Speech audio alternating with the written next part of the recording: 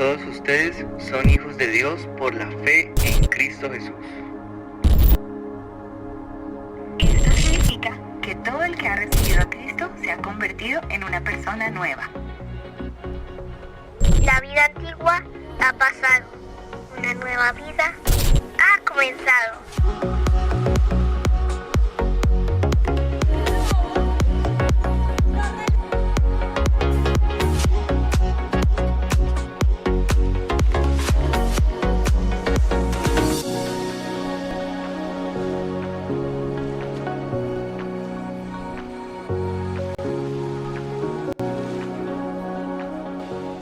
Estamos partidos en dos. Uno es el comportamiento que tenemos aquí en estas banquitas. Mire esa cara de santos que tienen ustedes tan bonitos. Dios los bendiga. Esos muchachos aquí que están ministrando la alabanza, Dios los bendiga. Qué santidad. Casi llegan a arcángeles, ¿cierto? Pero una cosa es lo que nosotros somos aquí y otra cosa es la que somos. Y mire, no lo digo para condenarlos y no lo digo solo por ustedes, lo digo por mí, ¿cierto? En muchas ocasiones me he descubierto que mi cristianismo no es muy práctico de lunes a viernes y tengo que hacer una introspección. A veces la que me alerta acerca de que no estoy teniendo una actitud muy cristiana es mi esposa. La mayoría de las veces es el Espíritu Santo incomodando mi corazón y diciéndome: hey, eso no está bien. Esta prédica me recuerda mucho a una canción viejita que nos enseñaron cuando llegamos a la iglesia, que decía: yo me gozo el lunes, yo me gozo el martes, yo me gozo el miércoles. ¿Alguien se la sabe? Cántela conmigo. Yo me gozo el lunes, yo me gozo martes, yo me gozo miércoles, yo me gozo jueves, yo me gozo viernes, sábado también. Y al llegar domingo sigo con mi gozo, te diré por qué. Porque tengo a Cristo que me da la vida para gozarme en Él. ¿Qué tal es? Entonces yo me gozo el lunes, el martes, el miércoles, el jueves, el viernes, el sábado y el domingo. ¿Será eso cierto? ¿Qué dice usted? La verdad, revisando mi vida y la vida de muchos de nosotros, el cristianismo no aplica necesariamente para todos los días. Debería aplicar, porque la Biblia dice que el gozo del Señor es nuestra fuerza, ¿cierto? Nuestra fortaleza. ¿Permanece usted con esa actitud de gozo? Mire esa alabanza tan linda que tuvimos. Algunos hasta derramaron lágrimas, sintieron la experiencia de la presencia de Dios. Pero ¿por qué no permanece eso en el tiempo? ¿Por qué parece ser que al llegar el miércoles como que la gasolina se está agotando? Bueno, hoy quiero proponerles precisamente que nosotros podamos ser cristianos de lunes hasta el domingo, de lunes a lunes. ¿Están listos? ¿Cuántos trajeron su Biblia? ¿Seguro? Bueno, entonces vamos a ver primero qué es un cristiano, ¿vale? ¿Qué es un cristiano? Vamos a definirlo en esta mañana y lo vamos a hacer a la luz de Efesios capítulo 2, versículos 8 al 10. ¿Qué es un cristiano? Efesios capítulo 2, versículos 8 hasta el 10. ¿Lo tenemos?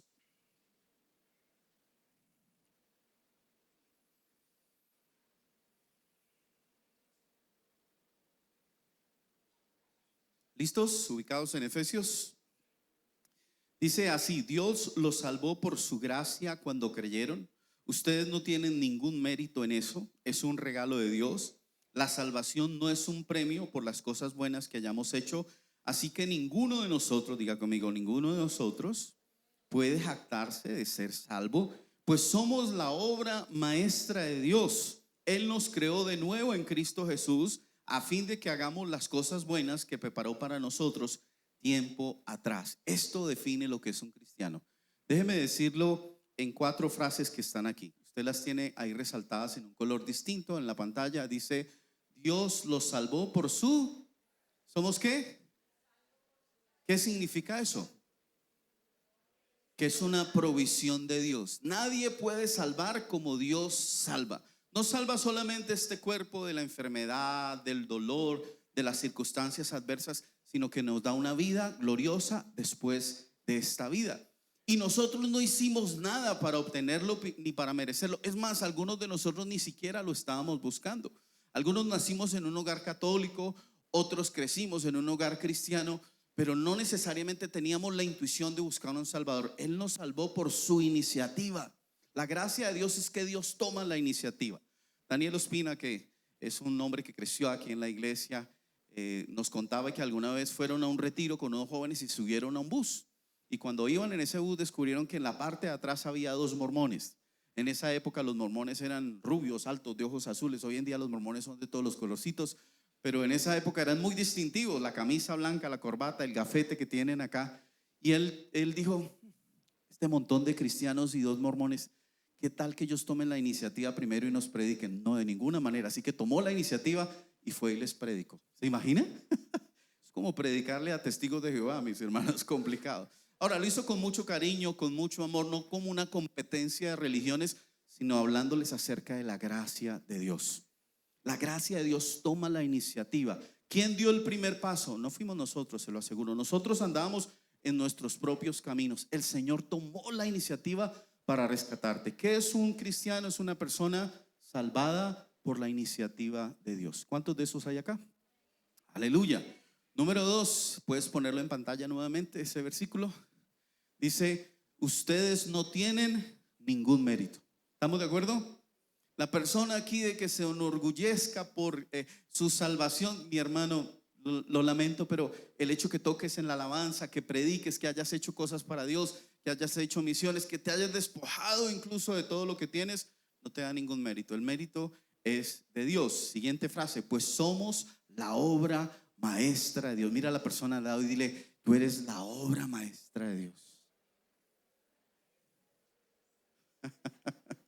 Pero acuérdense, acabamos de decir que nosotros no nos gloriamos en nosotros mismos. ¿Qué es la obra maestra de Dios? Que nosotros estábamos apartados de Él, muertos en nuestros delitos y nuestros pecados, y la obra maestra la hizo a través de Cristo Jesús, para que lo que era basura, lo que era estiércol, se convirtiera en algo glorioso. Tu vida y la mía. Gloria a Dios. Esos somos los cristianos. ¿Se dan cuenta que nosotros los cristianos no podemos asumir o predicar desde una postura de superioridad moral? No podemos, mis hermanos. Nosotros predicamos desde la postura de alguien que fue adoptado, de alguien que fue rescatado, de alguien que estaba perdido en sus propios pensamientos, en sus propios pecados. Eso es un cristiano de verdad. Y por último dice, a fin de que hagamos las cosas buenas que preparó para nosotros tiempo atrás. ¿Qué es un cristiano? Es una persona que es salva por la gracia de Dios. Es una persona que no tiene ningún mérito en esa salvación. Es una obra maestra de Dios a través del sacrificio de Jesús. Y por último, es una persona que hace buenas obras. ¿Nos salvan las buenas obras? No, pero si tú eres salvo, haces buenas obras. ¿Ha conocido usted cristianos mala gente? ¿Cristianos ladrones? ¿Cristianos mentirosos? ¿Cristianos que rompieron sus votos matrimoniales? No son cristianos. Porque la Biblia dice que si soy cristiano, yo hago las buenas obras que Dios ha preparado para mí. ¿Tienes relaciones con tu novia? Pregúntate, ¿qué tan cristiano eres? Yo te diría que no lo eres, la verdad. Porque le estás faltando al respeto a la mujer que seguramente no va a ser tu esposa. Estás manoseando y tocando a una mujer que no es tuya. Estás profanando algo que es sagrado, no te pertenece. ¿Qué clase de cristiano te llamas tú si estás tocando algo que le pertenece primero a Dios y después a otra persona? Y lo mismo ocurre de las niñas hacia allá, ¿cierto? Estás tocando a un hombre, estás usando a un hombre que no es tuyo. ¿Cómo podemos llamarnos cristianos si nuestras obras no lo respaldan? ¿Cómo podemos llamarnos? El apóstol Santiago decía, muéstrame tu fe sin obras y yo te mostraré las obras por la fe.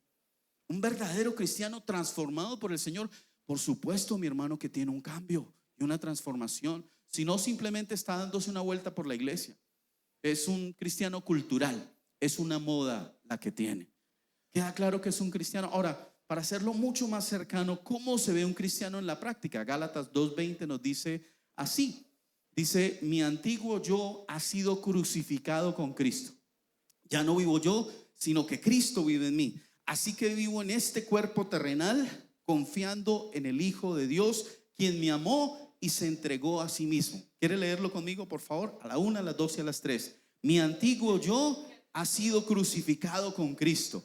Ya no vivo yo, sino que Cristo vive en mí. Así que vivo en este cuerpo terrenal, confiando en el Hijo de Dios, quien me amó y se entregó a sí mismo por mí. Vamos a leerlo una vez más. Déjalo ahí un momento, por favor.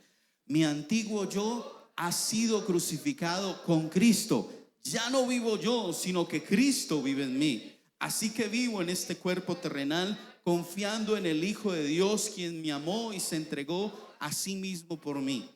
¿Qué eso es ser un cristiano? ¿Asistir a una iglesia? Ah, hermano, cualquiera puede asistir a una iglesia. ¿Sí o no? Escuchar a un pastor, a un cura, lo que sea. Mi hermano, eso lo hacen miles y millones de personas todos los domingos, todos los fines de semana. No, un cristiano verdadero es el que en la práctica dice: mi antiguo yo ha sido crucificado con Cristo Jesús. Ya no vivo yo, sino que Cristo es el que gobierna en mi vida, vive en mí, ha tomado las riendas de mi vida y yo hago lo que Él dice. Así que vivo en este cuerpo terrenal confiando ¿en quién? En lo que haga Petro, ¿sí o no? Porque es que Petro es un desastre. Dígale qué tan desastroso es Petro a la persona que no, déjelo así, por favor. Pero sí, podemos vivir confiando en las circunstancias, podemos vivir quejándonos del gobernante de turno, como lo hemos hecho cada 4 años. Podemos vivir quejándonos y despotricando del cónyuge, ¿sí o no? Porque es más fácil depositar la responsabilidad en otro. Pero mis hermanos, un verdadero cristiano dice: en este cuerpo terrenal, sometido a las limitaciones que tengo físicas, económicas, relacionales, yo decido confiar en el Hijo de Dios, solo en el Hijo de Dios, en nadie más. Puesto los ojos en Jesús, el autor y consumador de la fe. Y dice, porque dice: quien me amó y se entregó a sí mismo por mí.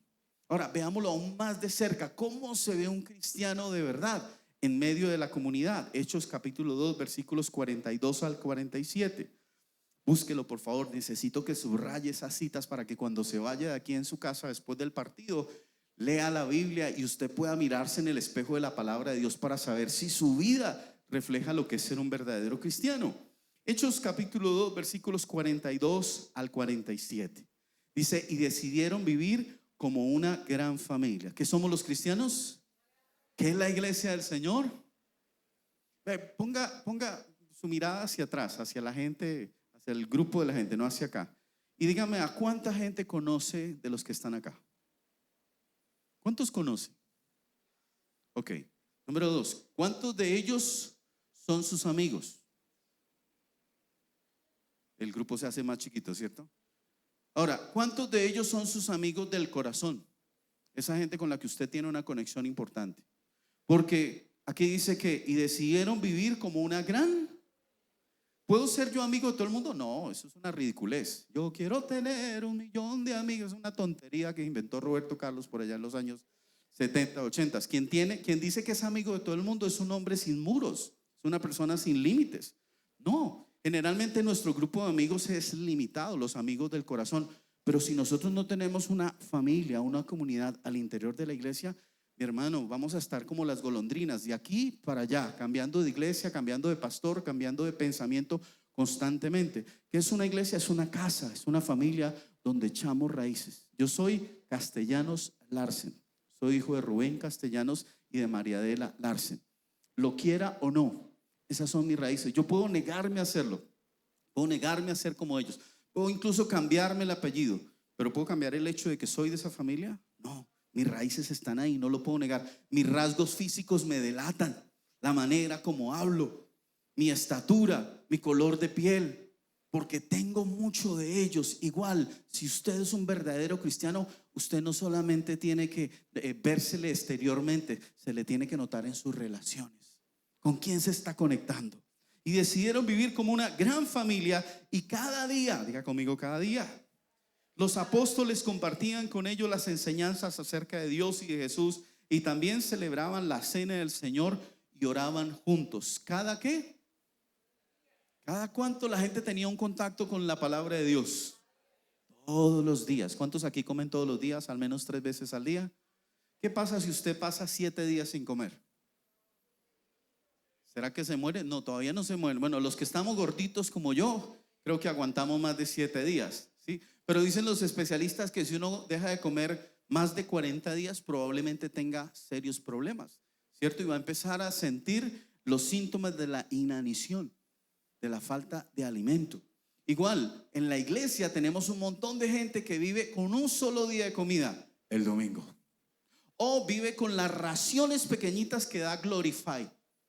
¿Cuántos aquí usan Glorify? No levante la mano, no se ponga en evidencia. No está mal usarlo, pero eso es como si usted viviera de una alrejita diaria, de una pequeña ración de arroz, nada más. Usted necesita un plato fuerte, usted necesita meterse con Dios. Usted apenas se lavó los piecitos en las profundidades de Dios. Usted nunca ha entrado hasta las rodillas en la presencia de Dios. Nunca ha entrado hasta la cintura. No conoce lo que es nadar en las aguas de nuestro buen Dios. ¿Por qué? Porque ellos compartían todos los días. Dijo alguien acerca de las disciplinas que era para poder lograr un buen hábito en tu vida o un mal hábito, lo tienes que practicar durante 21 días. ¿Te imaginas? Otros dicen que un mes, no sé. Pero tienes que hacer una repetición diaria. ¿Y cuánto te demoras para perder ese hábito? Deja de practicarlo 1 o 2 días, ¿sí o no? Y luego retomarlo es aún más difícil, ¿cierto? ¿Cuántos se han prometido este año ir al gimnasio el lunes? ¿Cuántos fueron al gimnasio? Y usted fue al gimnasio y agarró este hombre ha bajado, ¿cuántos kilos? ¿15 kilos? ¿18 kilos? 18 kilos, un aplauso, muy bien, excelente. Yo hice la misma carrera que él, pero mire, no me funcionó, me retiré al mes. Me retiré al mes porque al mes cuando estaba en el mismo gimnasio que está Juanito y fui a un viaje a Popayán y sentía que me ardía el estómago, es decir, el ejercicio estaba haciendo la tarea de quemar la grasa. Yo no la resistí porque esa grasa me ha costado mucho tiempo acumularla, mis hermanos, y recursos, no podía dejar que eso sucediera. Mire, disciplina todos los días. Si yo hubiese seguido ese camino, probablemente hoy estaría como él, de delgado, ¿cierto? Habría bajado también 15, 17 kilos. Mis hermanos, porque es la persistencia, la lucha, ¿cierto? Necesitamos. Algunos somos muy disciplinados para el tema de la comida, para el tema del ejercicio, para el tema del estudio. Mira, algunos de ustedes tienen maestrías, doctorados. Y eso, créame, a no ser que usted haya hecho trampa o haya metido plática, a usted le ha tocado duro.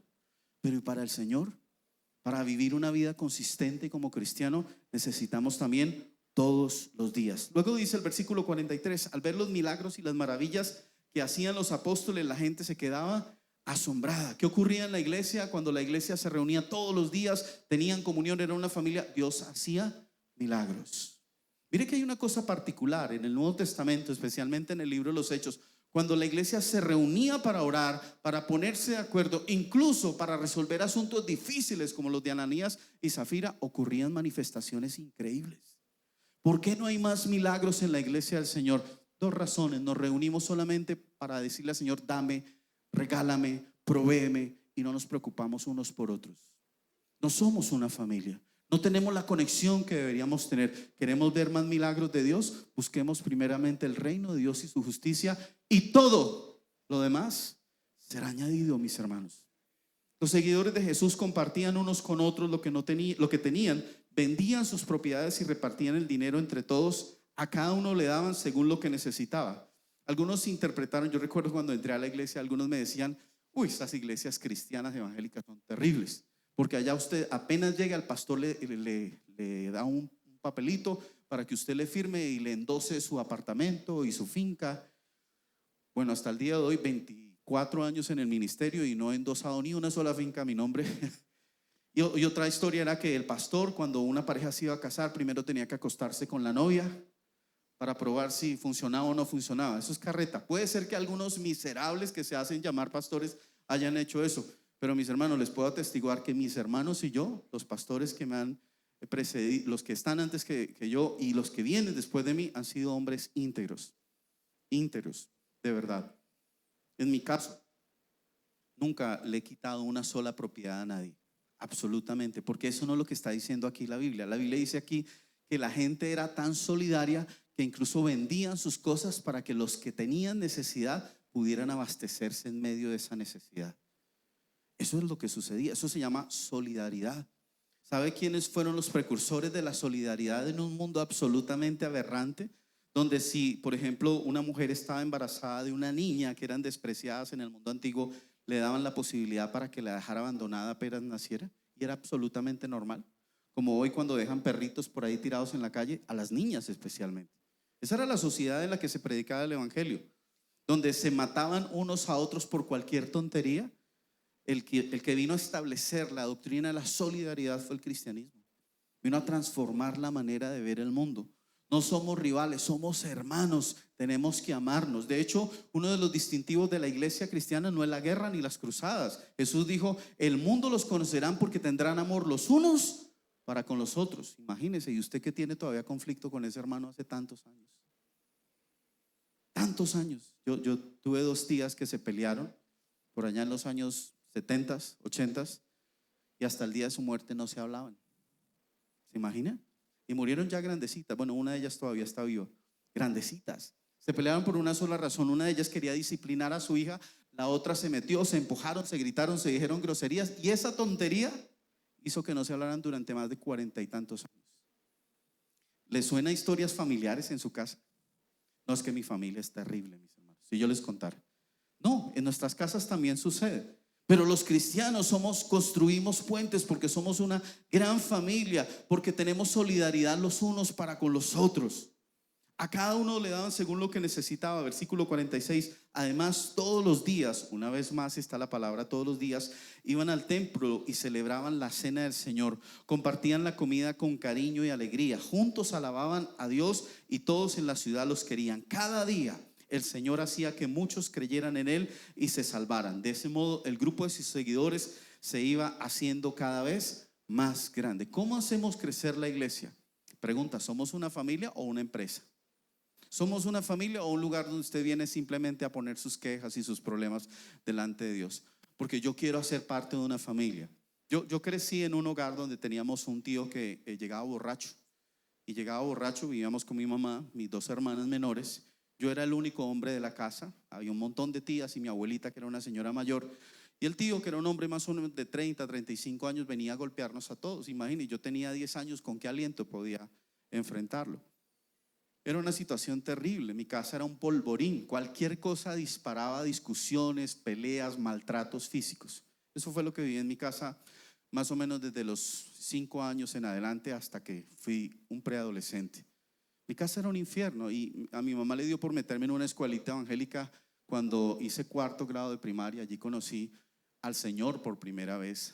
Y había una familia en particular, unos evangélicos de esos de faldas largas, de cara lavada, pero una gente tan preciosa, mis hermanos. Yo iba a la casa de ellos les gustaba invitarme porque siempre canté muy bien, era muy afinado y a ellos les gustaba, tenía una grabadora vieja, entonces nos poníamos a cantar con unas guitarras, unas maracas y me grababan cantando. Yo no quería salir de esa casa. Había tanta paz, eran una familia. Mi familia, mi casa, que debería ser casa, no era una casa, era un polvorín, era un infierno para un niño de 10 años. Pero yo quería estar en esa casa. Mis hermanos, somos nosotros como ICCC, pensemos ya en nuestra casa, un lugar donde la gente quiera refugiarse. O dicen, uy, no, la iglesia, ni digo nada en la iglesia porque son tan chismosos. Si yo digo algo, el pastor lo dice desde el púlpito. Ha sucedido eso, mis hermanos, créanme. Y hay gente con una desconfianza profunda en su corazón. Están sentados ahí. ¿Por qué? Porque pastores los han defraudado, porque hermanos los han defraudado. Así tenemos que vernos, iglesia. Tenemos un enorme desafío. No podemos ser iglesia solo los domingos. El domingo es fácil saludar a todo el mundo, darle el besito, el abracito, Dios te bendiga, poner cara de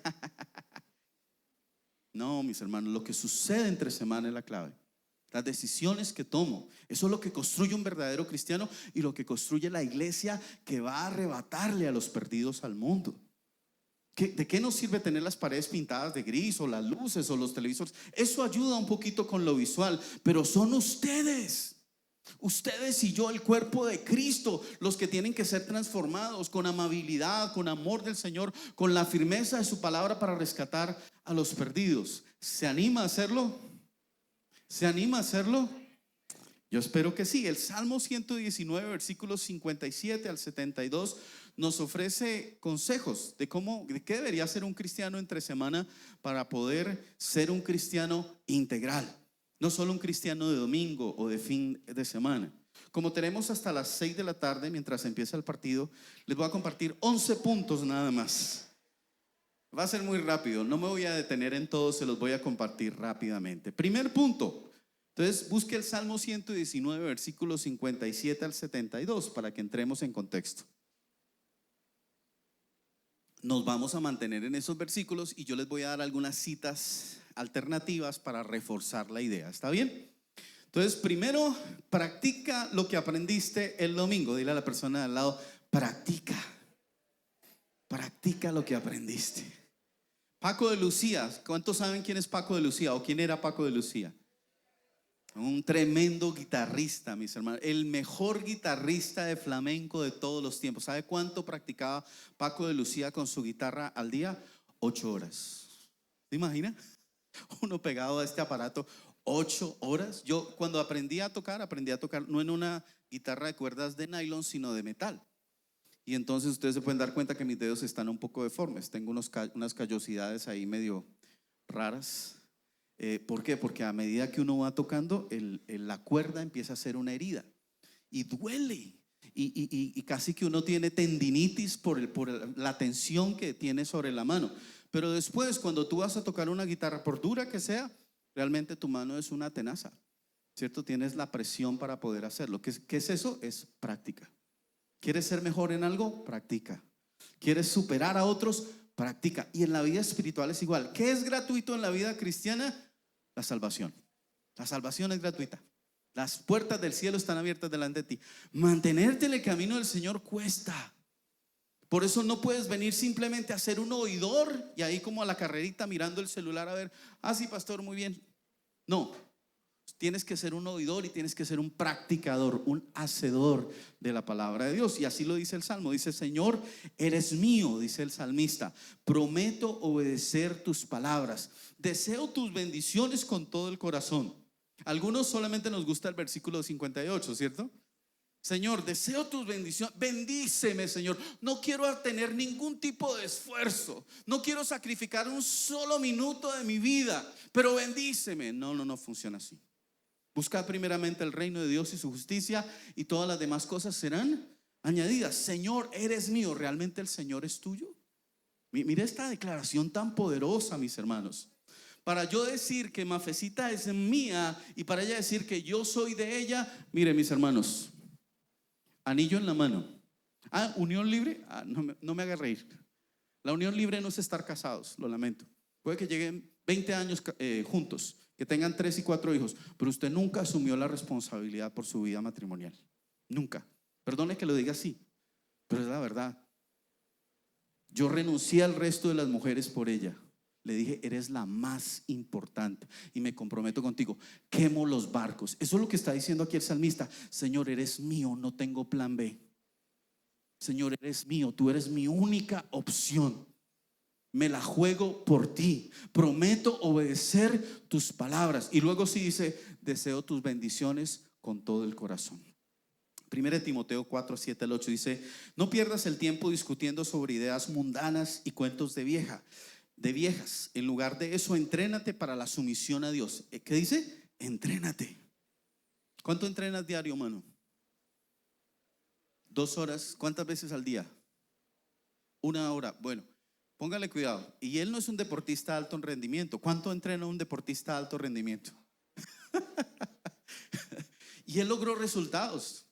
Ahora tenemos cristianos fofos como yo en la espiritualidad, gorditos. Son buena gente, pero gorditos, mano. No estamos afinando nuestros sentidos para hacer la voluntad de Dios. Mi esposa, ustedes la conocen, es una mujer maravillosa, muy linda, pero cuando nosotros llegamos aquí, Ibagué estaba gordita. Ustedes pueden ver las fotos en nuestras redes sociales y Mafecita estaba casi como yo, ¿cierto? Una mujer que mide 1,67 m y pesaba casi 70 y tantos kilos, estaba gordita. Y ella cumplió 40 años y dijo, no puedo llegar a los 40 años en esta condición. Y se puso en medio de la pandemia. Y salía todos los días con el perrito y caminaba 4 o 5 kilómetros.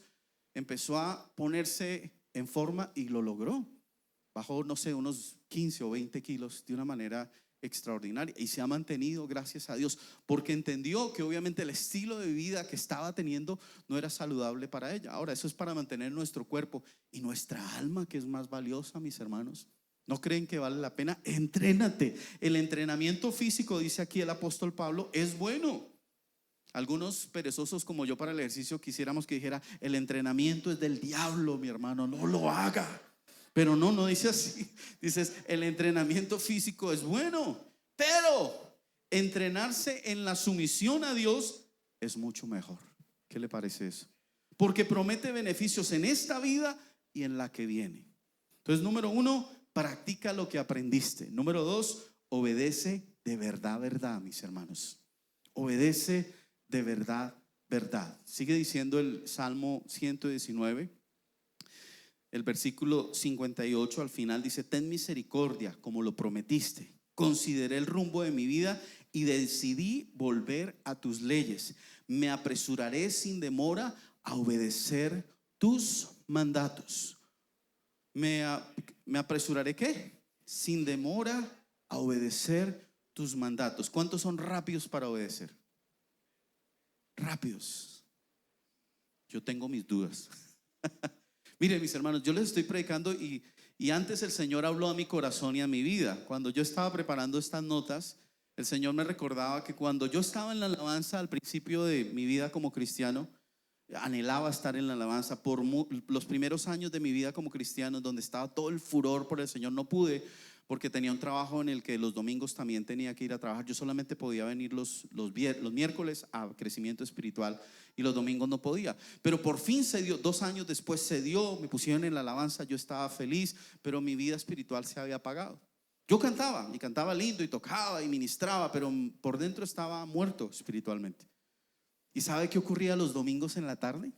Yo había tenido una amiguita con la que había tenido una vida sexual licenciosa, una muchachita igual que yo.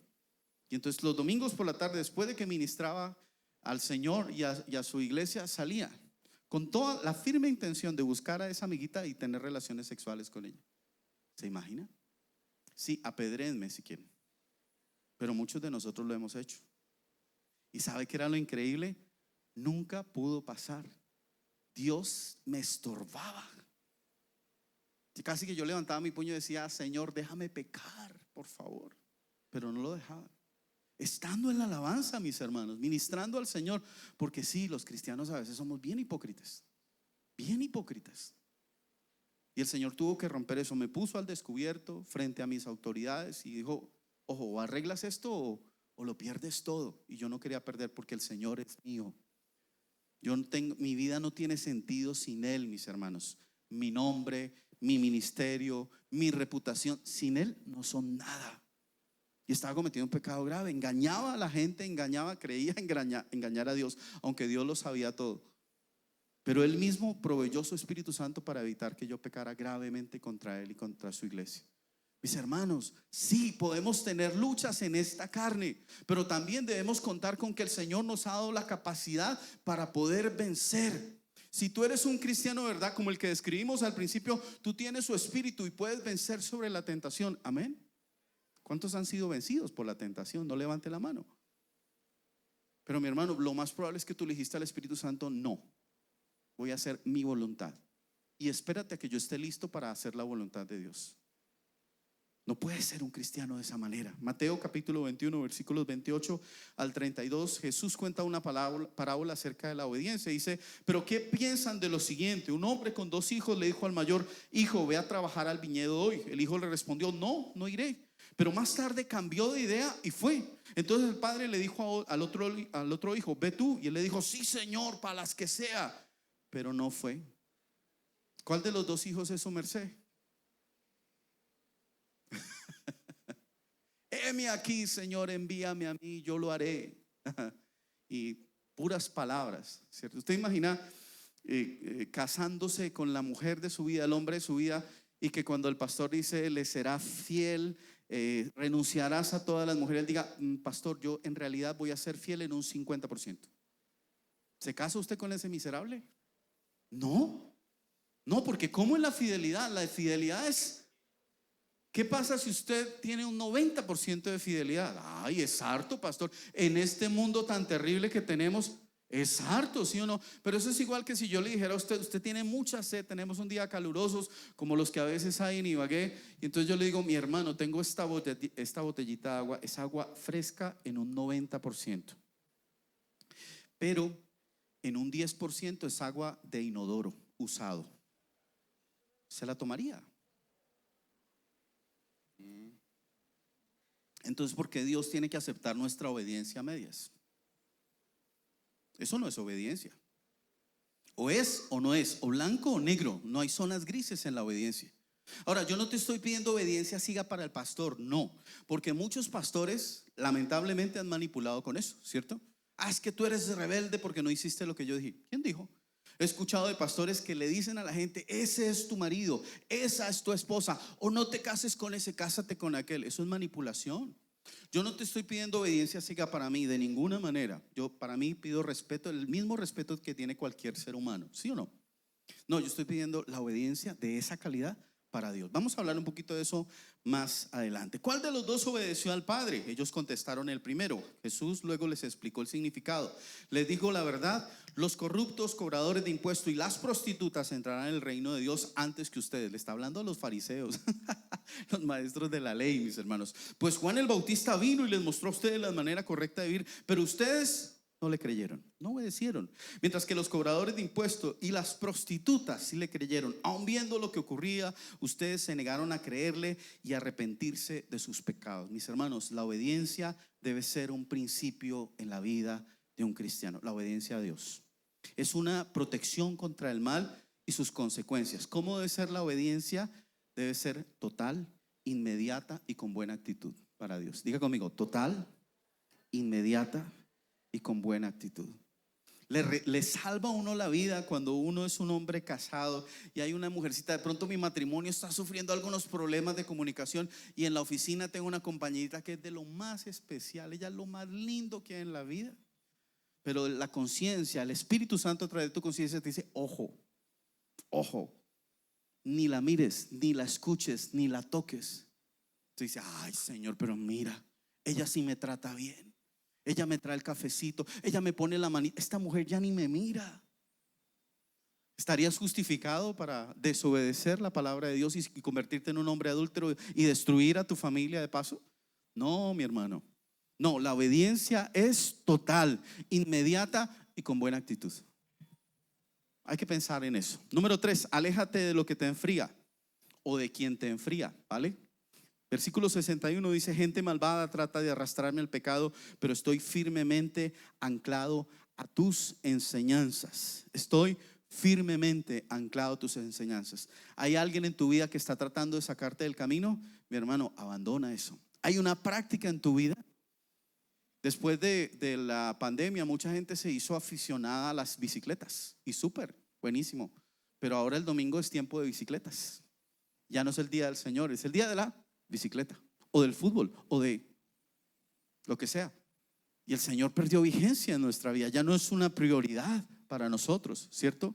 Hebreos 12:1 al 2 dice: por tanto, ya que estamos rodeados por una enorme multitud de testigos de la vida de fe, quitémonos todo peso que nos impida correr, especialmente el pecado que tan fácilmente nos hace tropezar, y corramos con perseverancia la carrera que Dios nos ha puesto por delante. Esto lo hacemos al fijar la mirada en Jesús, el campeón que inicia y perfecciona nuestra fe. Debido al gozo que le esperaba, Jesús soportó la cruz sin importarle la vergüenza que ésta representaba. Ahora está sentado en el lugar de honor junto al trono de Dios. Número 4, cultiva un corazón agradecido. Hacemos un resumen por si alguien se quedó. Número 1, practica lo que aprendiste el domingo. Número 2, obedece de verdad, verdad. Número 3, aléjate de lo que te enfría o de quien te enfría en las cosas de Dios. Número 4, cultiva un corazón agradecido. El Salmo 119, versículo 62 dice: me levanto a medianoche para agradecerte por tus justas ordenanzas. Si usted se levanta a la medianoche después de haberse quedado dormido a las 9 de la noche, yo no sé si a usted le pasa, pero a mí con el paso del tiempo, después de los 40 años, todos los días me despierto a las 3 de la mañana así, como un bombillo. ¿Algún cuarentón se solidariza conmigo? Pero sí me pasa. Y algunas veces simplemente doy la vuelta y me quedo dormido, pero otras veces como un bombillo, mis hermanos. Ahora, tengo una tendencia clara en mi corazón y es a dejar que a esas horas de la noche la preocupación embargue mi vida, ¿sí o no? Entonces, ay, ¿cómo vamos a hacer para pagar esto? ¿Y qué hacemos con el problema que tiene Paloma? ¿Y qué hacemos con lo que ocurrió en el colegio? Y uno empieza a llenarse y embargarse de problemas y a cargar el corazón. Aquí el salmista está diciendo: si me levanto a medianoche será para agradecerte por tus justas ordenanzas. ¿Qué tal si cambiamos nuestra preocupación por gratitud? Sí, Señor, no lo tenemos todo, pero gracias por lo que tenemos. ¿Qué tal si usted, en vez de quejarse de la esposa que Dios le dio, del esposo que Dios le dio, de sus hijos, porque puede ser, es muy probable que usted solamente vea eso, los defectos, pero qué tal si usted empieza a agradecer? Mi hermano, ¿sabe qué ocurre? Eso ocurre como cuando uno le habla a las maticas. ¿Cuántos les gusta cultivar maticas?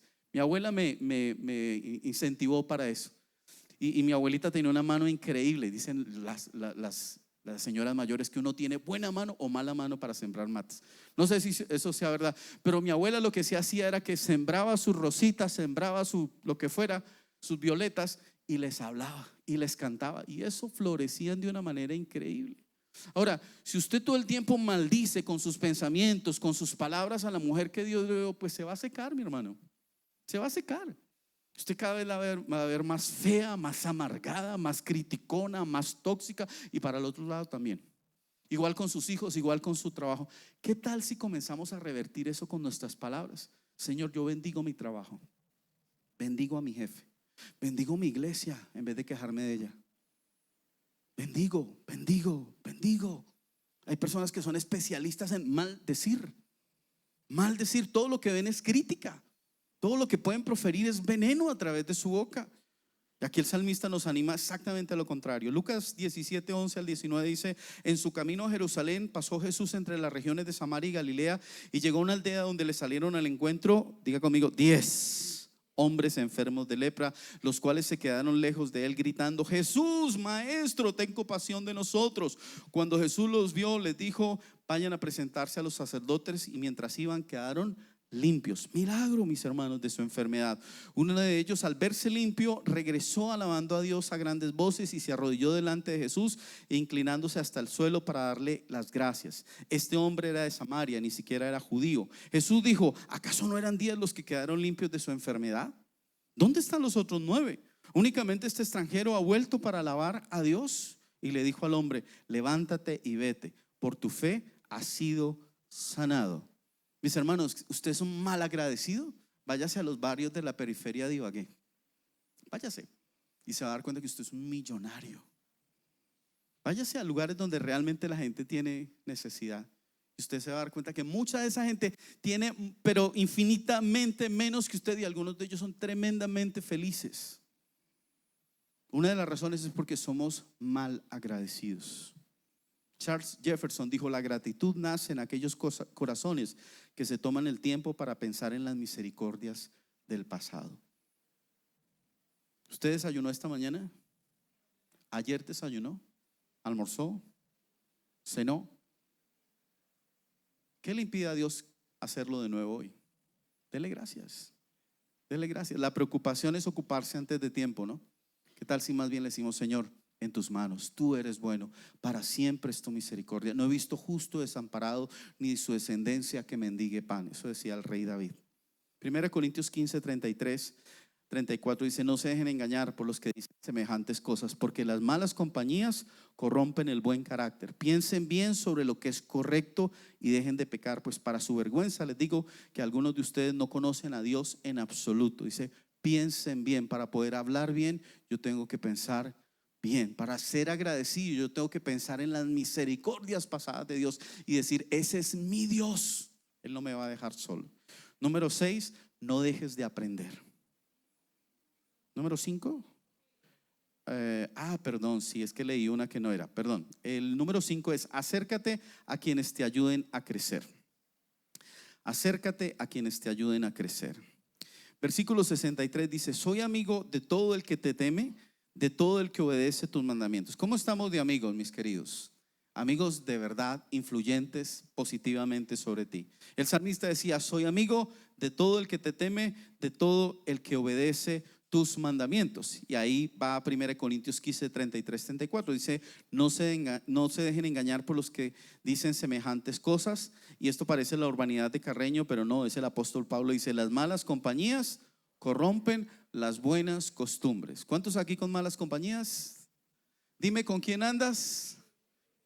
Y eso es verdad. Algunos dicen que no, yo tengo suficiente personalidad. Yo puedo andar con el marihuanero, puedo andar con el drogo, puedo andar con cualquiera y no me van a corromper. Es más, yo predico en las discotecas, pastor, me decían joven.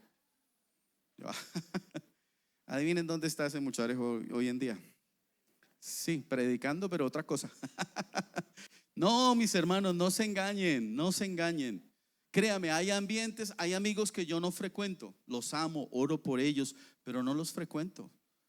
¿Por qué? Porque yo sé que esos manes tienen la capacidad de hacerme recordar cosas y de activar cosas en mí que yo no quiero revivir en mi vida. No quiero. Y puede ser que yo no peque inmediatamente, pero me va a quedar la duda, ¿sí o no? Yo no quiero exponerme al barro, mis hermanos. No quiero. Este martes voy a conversar con un amigo del colegio. Imagínense, del colegio. Hacía cuenta, yo salí del colegio en el año 95. Uy, Dios mío, mucho rato ya. En el año 95, y lo vi por redes sociales y me di cuenta que se había separado. Qué gran dolor, tiene 2 niños. Entonces le escribí, mano, ¿cómo estás? ¿Por qué no conversamos? Y para mi sorpresa, siempre había rechazado que habláramos. Me dijo, hablamos el martes, vamos a conversar. Pero hay personas a las que yo no me les puedo acercar, mis hermanos, porque su estilo de vida realmente contamina. Ahora, si el Señor me llama a que les predique, lo voy a hacer tomando todas las precauciones. Cuando yo me convertí al Señor, tuve que pedir perdón a muchas chicas a las que había hecho daño.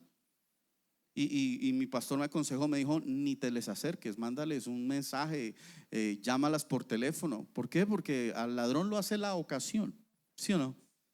No, mis hermanos, el que crea estar firme, mire que no caiga. Ahora sí, número 6, no dejes de aprender. ¿Cuándo termina de aprender el cristiano? Nunca, mis hermanos. Terminamos hasta el día en que estemos en la gloria. Versículo 64 dice, oh Señor, tu amor inagotable llena la tierra. Enséñame tus decretos. Enséñame. Así como el cristiano no se cansa de aprender, no debería cansarse de aprender, Dios no se cansa de enseñar. Efesios 5, 15 al 20 dice, tengan cuidado de cómo se comportan, de cómo viven. Vivan como gente que piensa lo que hace y no como tontos. Aprovechen cada oportunidad que tengan de hacer el bien, porque estamos viviendo tiempos muy malos. ¿Está usted de acuerdo con esa declaración?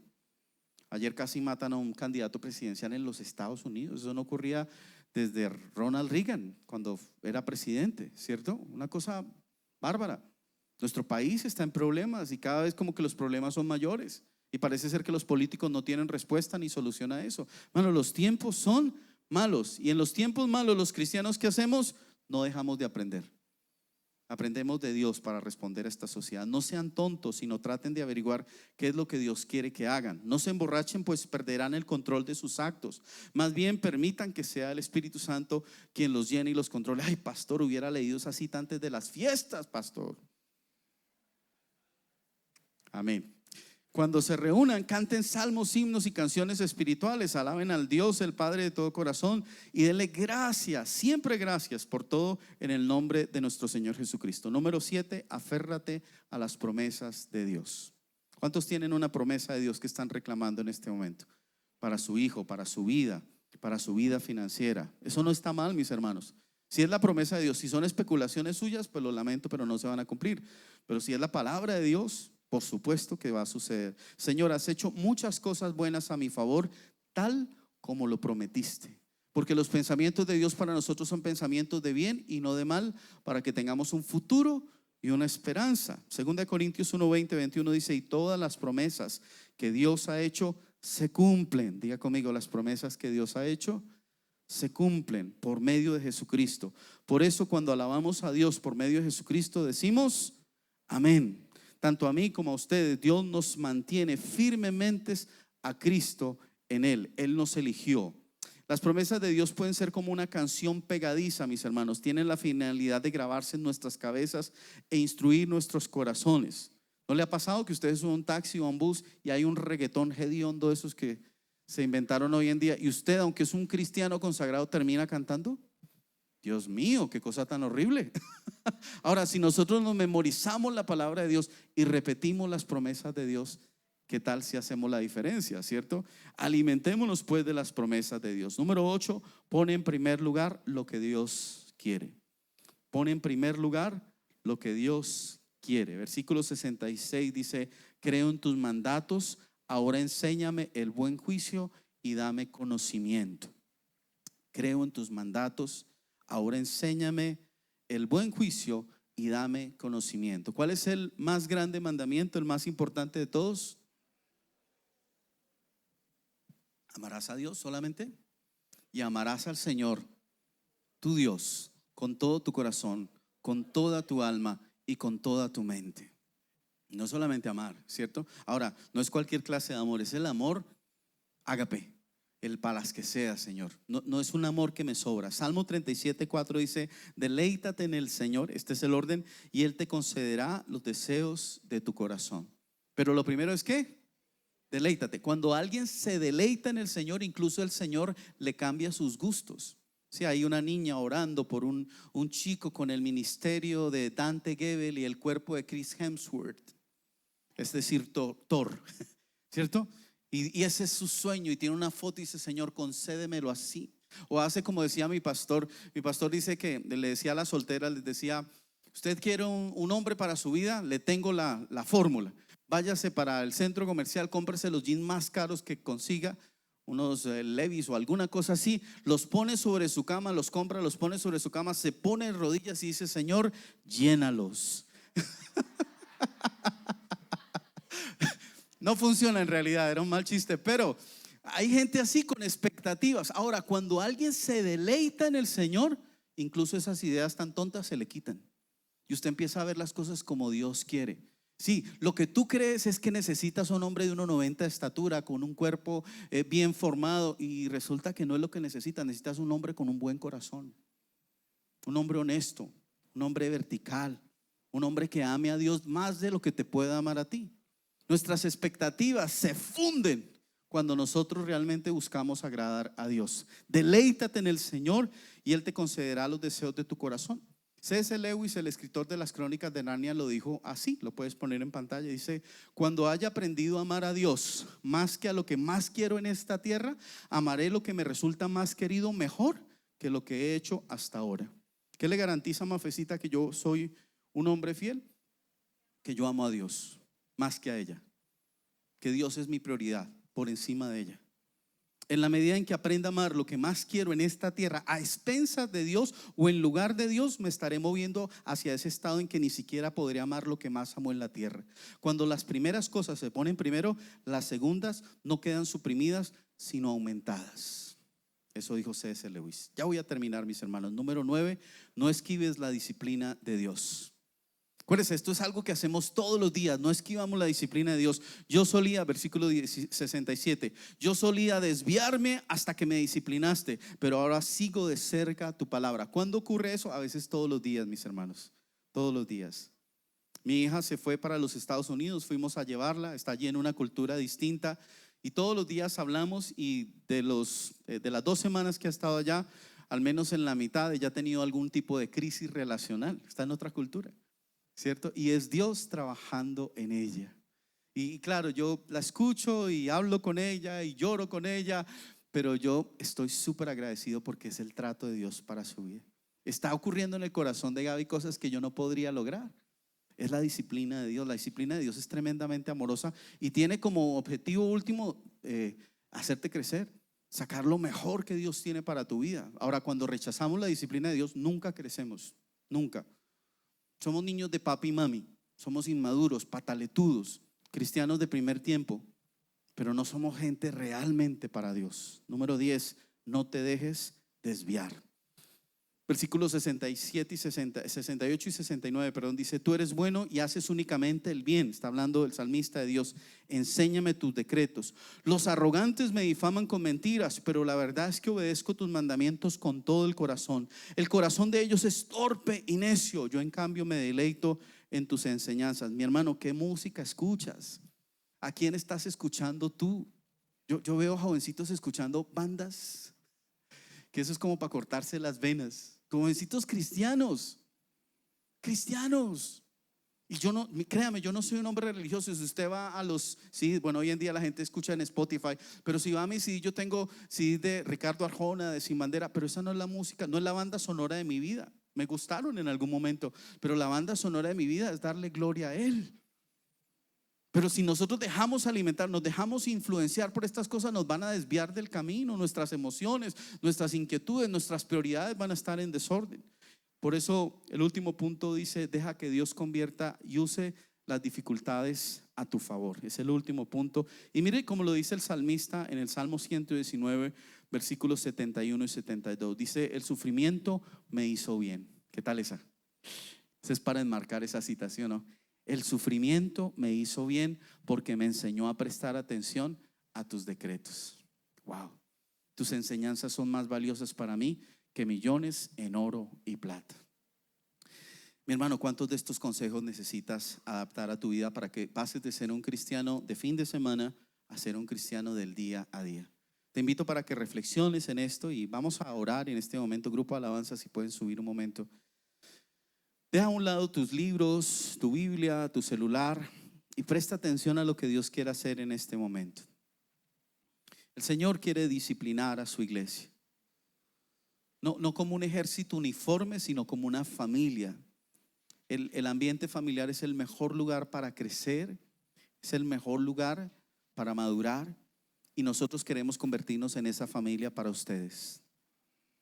Pero necesitamos contar con el apoyo de cada una de las personas que está aquí. Necesitamos escuchar la palabra de Dios y ponerla por obra. Por eso te pido que levantes tus manos. Te invito a que le digas: Señor, aquí está tu palabra. La he escuchado, quiero meditar en ella, pero quiero que ahora me des de tu Espíritu Santo, Señor, para ponerla por obra, Señor. En mis fuerzas es imposible, Señor. En mis fuerzas no es posible. Por eso necesito de ti. Tu amor, que sobrepasa todo entendimiento, Señor, es el que me instruye para borrar todas mis faltas, pero también me capacita para hacer tu voluntad, Señor. Yo ruego en el nombre de Jesús poder hacer de mi vida lo que tú has soñado que sea. Yo no quiero vivir para mí más, Señor. Quiero vivir para tu voluntad, para hacer lo que a ti te agrada. En el nombre de Jesús. Y habla con el Señor ahí donde estás. Señor, no queremos ser cristianos de fin de semana. No queremos ser cristianos de momentos, de emociones. Queremos ser construidos de adentro hacia afuera por ti, por tu gracia, por tu poder, Señor.